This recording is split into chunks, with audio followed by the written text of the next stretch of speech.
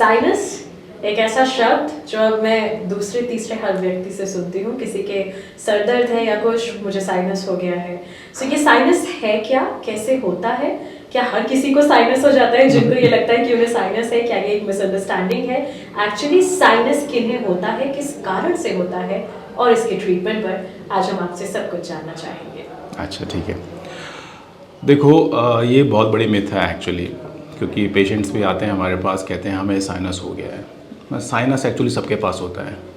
Sinus का मतलब क्या है कि हमारे नोज़ के पास एयर स्पेसेस होते हैं, नोज़ के चारों तरफ एयर स्पेस जिसमें हवा भरी होती है, उसको हम साइनस बोलते हैं।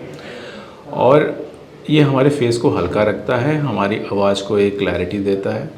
लेकिन जब भी हमें ज़ुकाम होता है तो इन साइनसेस में हवा के बदले स्वेलिंग आ जाती है और कभी कभी बलगम बन जाती है, उसे हम साइनसाइटिस कहते हैं। तो sinus is a normal thing, sinusitis is a disease. Okay, is a disease which can happen to anyone. तो उसमें मेन रीज़न एलर्जी होती है। जैसे किसी को एलर्जी की प्रॉब्लम है, छींके आना, नाक बहना, ये सब चीज़ें, ये प्रीडिस्पोजिंग फैक्टर है कि मतलब इनके बाद साइनसाइटिस हो सकता है। लेकिन जो ये कहता है कि मेरी नाक बंद रहती है, छींकें आती हैं और सिर्फ थोड़ा बहुत इचिंग रहती है नाक में, उसको भी वो लोग साइनस समझते हैं, sinusitis. This is not sinusitis, वो एक एलर्जिक राइनाइटिस है, मतलब नाक की एलर्जी है। लेकिन नाक की एलर्जी से हमें साइनस की ओपनिंग में स्वेलिंग आ सकती है, जिसकी वजह से साइनस ब्लॉक होकर साइनसाइटिस के एपिसोड आ सकते हैं। तो साइनसाइटिस के एपिसोड और एलर्जी में डिफरेंस क्या है? साइनसाइटिस के एपिसोड में क्या होता है कि जैसे ज़ुकाम हुआ, कुछ हुआ, उसके बाद बलगम गाढ़ा पीला हरा हो गया, और उसके बाद नाक पूरी चौक हो गई, सर में दर्द हो गया, फेस पे दर्द हो गया, अगर नोज़ को ब्लो कर रहे हैं या खांसी कर रहे हैं तो बलगम आ रहा है गाढ़ा, ये साइनसाइटिस के लक्षण हैं।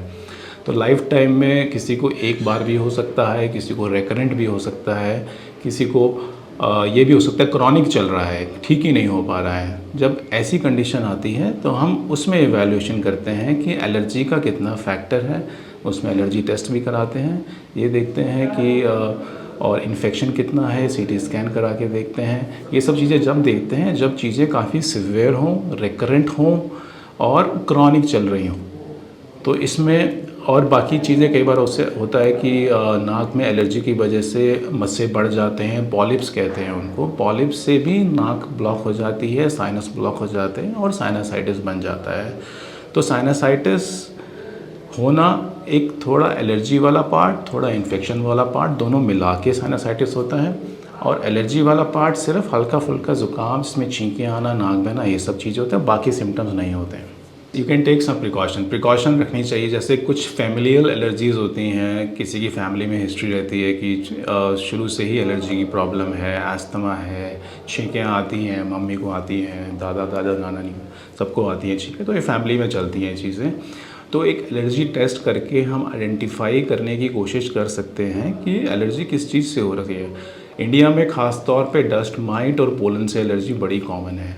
अगर हम उनको पकड़ पाते हैं तो उनका ट्रीटमेंट इम्यूनोथेरेपी से पॉसिबल है आजकल। उसमें हम क्या करते हैं कि एलर्जन को ही यूज़ करते हैं मेडिसिन बनाने में। That is a customised treatment, मतलब कि ट्रीटमेंट जो होगा उस मेडिसिन पे बेस्ड है, जो कि स्पेशली बनाई जाएगी उसी के लिए जिसके लिए इनको एलर्जी है।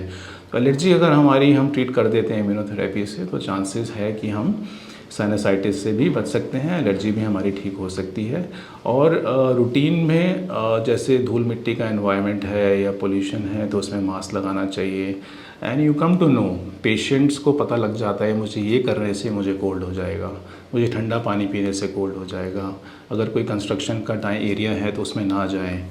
और किसी भी फ्यूम्स का यूज़, जैसे घर में भी हम परफ्यूम्स यूज़ कर लेते हैं, उससे हमारा कोल्ड ट्रिगर होता है, उससे साइनसाइटिस बन सकता है। या फिर कोई इंसेंस है उसकी फ्यूम्स हैं, या कोई हिट स्प्रे है, ये बहुत सारी घर में ऐसी चीज़ें यूज़ होती हैं जिनसे हमें कोल्ड बन के साइनसाइटिस बन सकता है। सो प्रिकॉशन या prevention is always better than cure. अगर हमें ये पता लगता है इन चीज़ों से हमें कोल्ड होता है, अगर उनको हम ध्यान दे के अपनी लाइफ से हटा दें तो साइनसाइटिस के अटैक्स हमारे कम हो सकते हैं। Thank you so much, doctor.